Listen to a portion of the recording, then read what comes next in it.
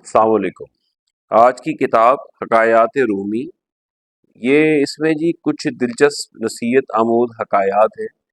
ان میں سے میں آپ کو آج ایک سناتا ہوں، اور اس کا جو آج کا ہے ٹاپک ہے ایک پیغام طوطے کے نام۔ ایک پیغام طوطے کے نام۔ ایران کا ایک سوداگر تجارت کے سلسلے میں ہندوستان آیا ہوا تھا۔ یہاں سے اس نے خوبصورت اور میٹھی میٹھی باتیں کرنے والا طوطا خرید لیا، جس کی ادائیں بڑی دل پسند اور آواز بہت پیاری تھی۔ وہ تاجر اسے لے کر اپنے ملک روانہ ہو گیا۔ وہ باتیں کر کے نہ صرف تاجر کو خوش کرتا، بلکہ ہر خاص اور عام کا دل بھی جیت لیتا۔ ایک دفعہ وہی سوداگر تجارت کی غرض سے دوبارہ ہندوستان جانے لگا۔ روانگی سے قبل اس نے اپنے اہل خانہ اور غلاموں سے پوچھا کہ وہ ان کے لیے ہندوستان سے کیا چیز لے کے آئے واپسی پر۔ سب نے اپنی اپنی پسند بتائی، اور اس نے آخر میں طوطے سے بھی پوچھا کہ بھئی تمہیں کیا چیز چاہیے۔ طوطے نے کہا میری صرف ایک درخواست ہے کہ دوران سفر جب آپ ایک فلاں جگہ پہنچے دریا پار، تو وہاں پر آپ کو ایک پرفضا جزیرہ نظر آئے گا۔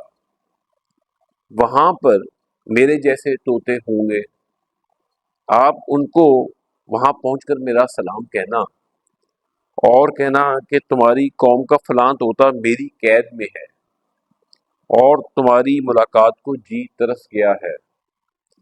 تم آزادی کے ساتھ باغوں اور سبززاروں میں مزے کر رہے ہو، تمہیں اپنے غریب الوطن ساتھی کی کوئی خبر نہیں۔ کیا اسی کا نام دوستوں کی وفا ہے کہ میں پنجرے میں پڑا ہوں اور تم باغوں میں عیش کر رہی ہو، اور انہیں کہنا کہ وہ اپنی آزادی کے بارے میں تم سے مشورہ طلب کرتا ہے، ورنہ یہ بھی ممکن ہے کہ تمہاری ملاقات کی حسرت لیے میں اس دنیا سے رخصت ہو جاؤں۔ اور یہ کیا انصاف ہے، اور یہی آئین وفاداری ہے؟ سوداگر نے کہا کہ میں تم سے وعدہ کرتا ہوں کہ میں تمہارا یہ پیغام ان تک پہنچا دوں گا۔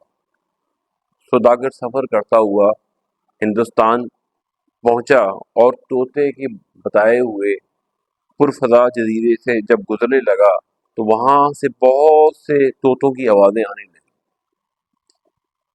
وہاں اس نے انہیں مخاطب ہو کر کہا، اے طوطو، اپنے بچھڑے ہوئے بھائی کا پیغام سن لو۔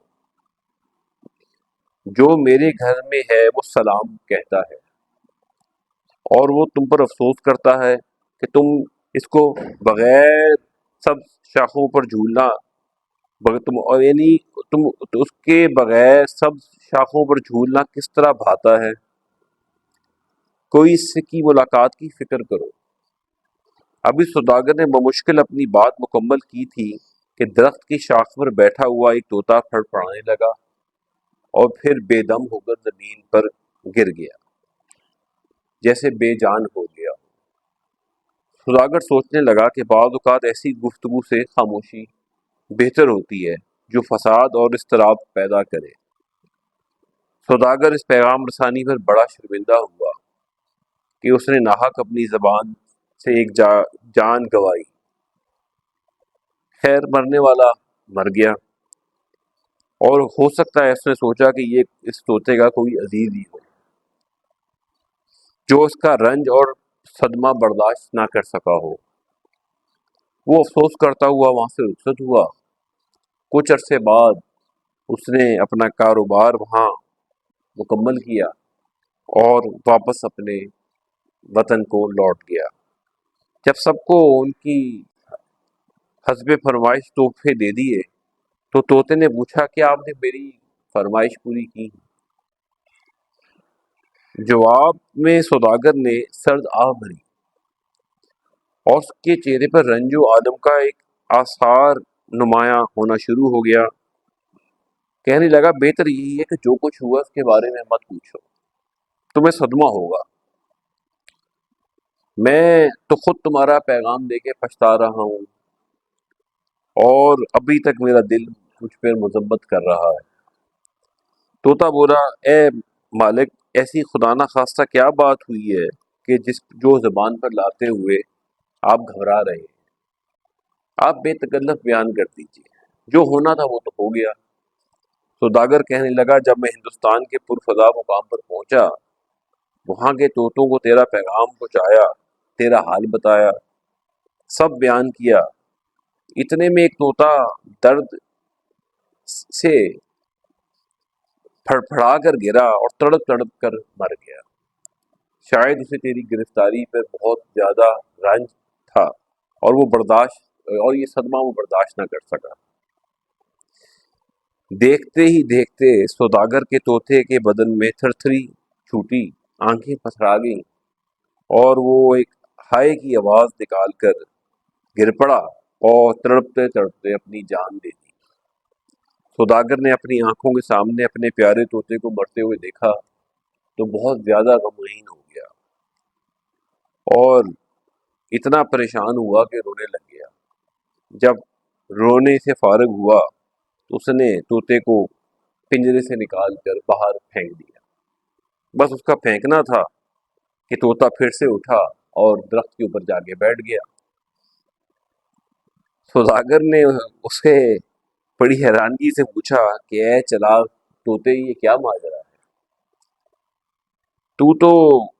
میں تو تجھے ہندوستان کا خفیہ پیغام دیا تھا، تو نے یہ کیسے بھانپ لیا سب کچھ؟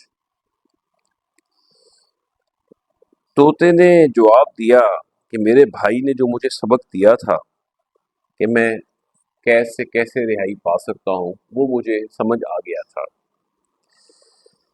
میں نے اس کو پیغام کو سمجھا اور اسی پر عمل کیا، اور اس نے جو اشارہ دیا کہ نغمہ گوئی اور میٹھی بول چال ترک کر دے، تو اپنی سحر انگیز آواز کے سبب ہی گرفتار ہوا ہے۔ اس نے میری آزادی کے لیے خود کو مردہ بنایا، اور اس نے یہ مجھے بتایا کہ اے نادان پرندے، ہر کسی کا دل خوش نہ کر۔ طوطے نے یہ کہہ کے اپنے اصلی وطن کی طرف رخ کیا اور آخر کار اپنے وطن پہنچ گیا۔ اس میں جی جو یعنی درس ملا ہے وہ یہ ہے کہ جس کو عالم آشکار حسن عطا ہو وہ 100 بلاؤں کا ہدف بنتا ہے۔ بہار کے موسم میں پتھر پتھر ہی رہتا ہے، سرسب شاداب نہیں ہوتا۔ بس تو بھی اپنے آپ کو مٹا دے اور خاک ہو جا، خاک سے سبزہ اور پھوٹ پڑے گا اور تجھے لالا و گلزار کر دے گا۔ تو جی یہ تھا آج کا سبق، اور انشاءاللہ ہم پھر آپ کی خدمت میں کوئی نہ کوئی اور نئی حکایت پیش کریں گے۔ بہت شکریہ، السلام علیکم۔